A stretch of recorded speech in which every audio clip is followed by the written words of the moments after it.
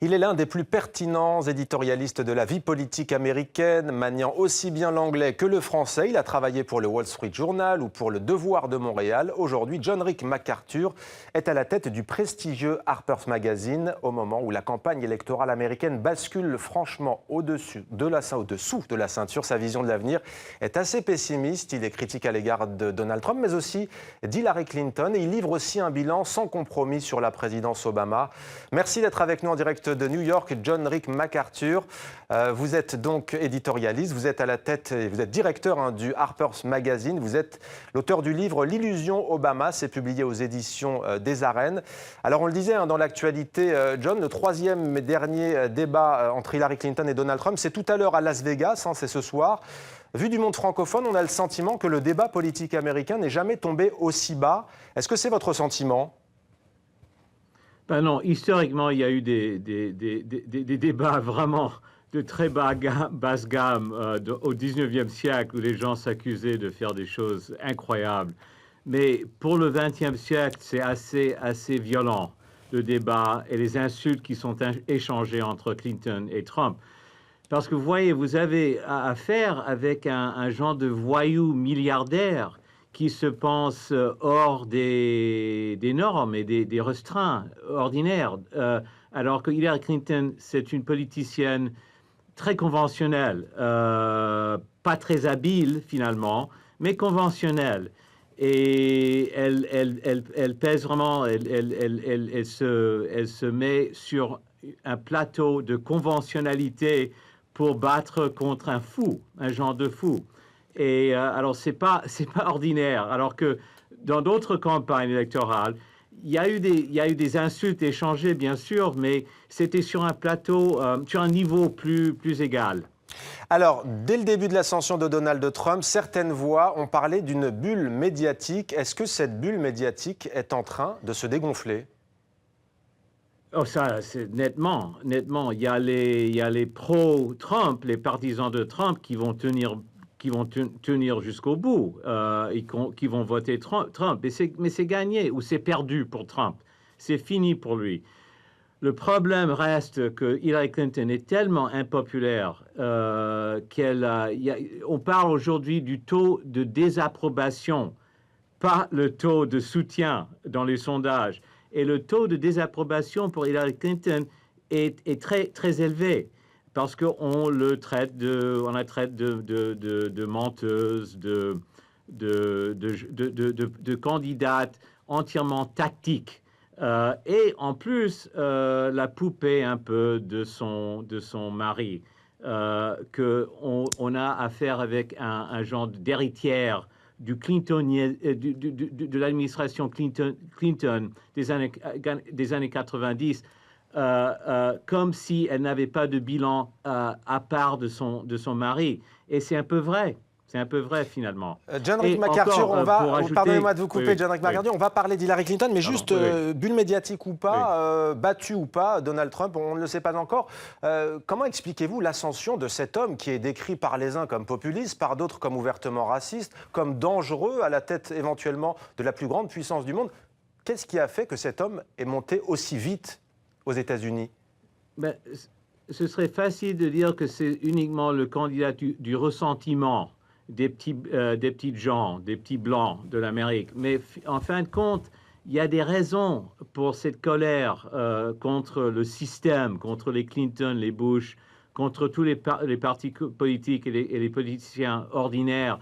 Et ça remonte à la promulgation de 2 accords de libre-échange, excusez-moi, l'ALENA en 93, qui a été avancé d'abord par les Bush, par le père Bush et ensuite promulgué par Bill Clinton.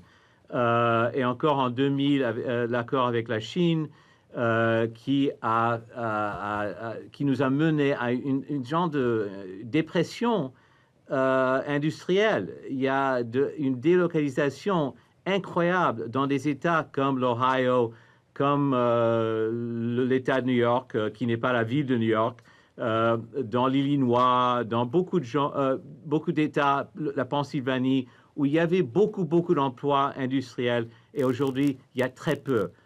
tout l'emploi s'étant envolé vers le Mexique ou vers la Chine. Donc, ces gens-là se sentent complètement déshérités, dépourvus, dépouillés de leur héritage industriel et de leur rêve d'envoyer leurs enfants à l'université, d'avancer dans la vie, etc.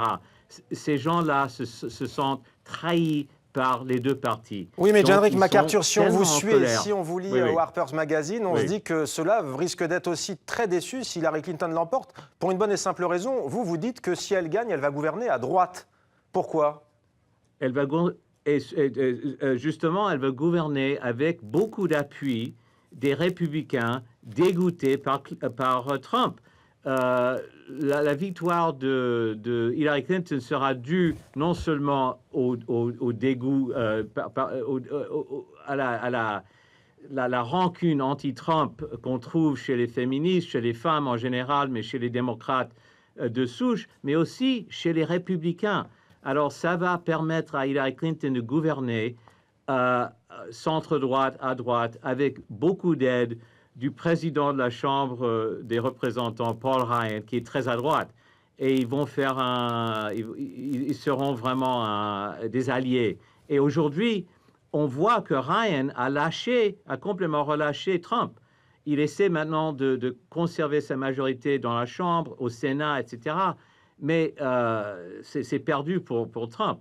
Alors, nous aurons probablement, vraisemblablement, un gouvernement divisé avec la Maison-Blanche, avec un démocrate et les deux chambres qui seront toujours républicains. Alors, je vois une alliance entre Hillary Clinton et Paul Ryan qui va refléter l'alliance des années 90 entre Bill Clinton et Newt Gingrich.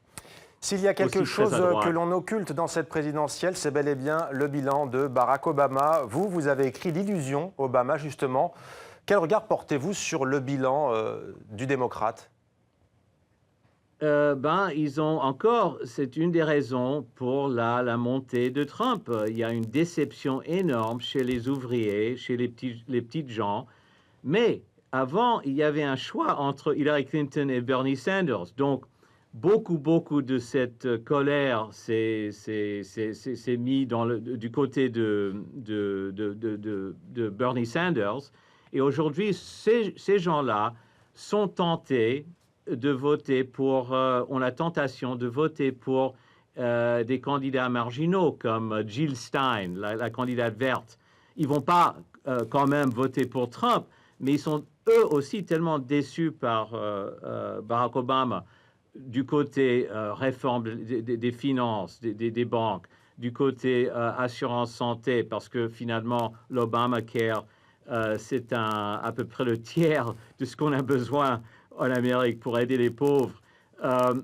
Ils sont très déçus par sa politique étrangère parce qu'il a répété la grave erreur de George W. Bush en renversant Kadhafi en Libye, au Libye. Donc, il y a beaucoup de déceptions chez les démocrates de gauche, mais aussi chez les gens indépendants qui auraient espéré de vraies réformes venant de Barack Obama, surtout dans le secteur financier.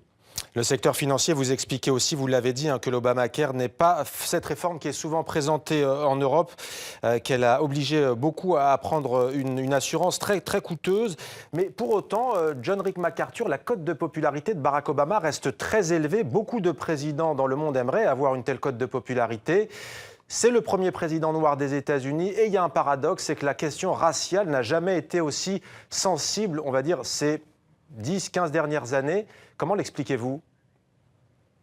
Encore hier, il y a eu un policier qui a tiré sur une noire de 66 ans qui tenait un bâton de baseball. Alors, c'est pas normal de tirer sur... Elle est morte. Alors, c'est un véritable épidémique de tuerie raciale par la police. Mais pourquoi ça n'a rien changé, l'arrivée d'un président noir au pouvoir?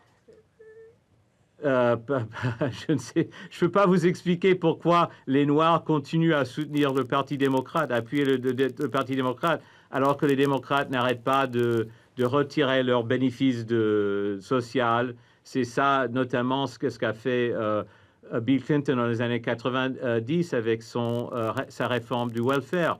Alors Barack Obama, c'est symboliquement très important. Il parle très bien, c'est un type extrêmement intelligent, mais du côté réforme, de vrais changements, il n'a même pas pu hausser le salaire minimum fédéral. En fait, c'est en baisse parce qu'avec l'inflation, ça continue à baisser. Ça reste figé au niveau de 2004 ou 2006. C'est incroyable. Mais le président, même pour les choses comme ça de base qu'on pourrait souhaiter d'un président démocrate, il a déçu. Donc, il y a beaucoup de colère, et encore, ça explique la montée de Bernie Sanders. Alors, il y a beaucoup de déception de ce côté-là. Et on ne cesse pas d'apprendre de nouveaux insultes envers Sanders à cause de Wikileaks. Merci Tous beaucoup. Les jours, il y a oui. des... oui, merci. Non, oui. non, excusez-moi. allez-y. Ça continue, oui. Alors, ça continue avec les fuites de Wikileaks. Alors, la déception et la rancune anti-Clinton, ça continue. Merci beaucoup, John Rick MacArthur, directeur du magazine Harper's Magazine. Merci d'avoir été en direct de New York avec nous sur TV5 Monde, John. Merci.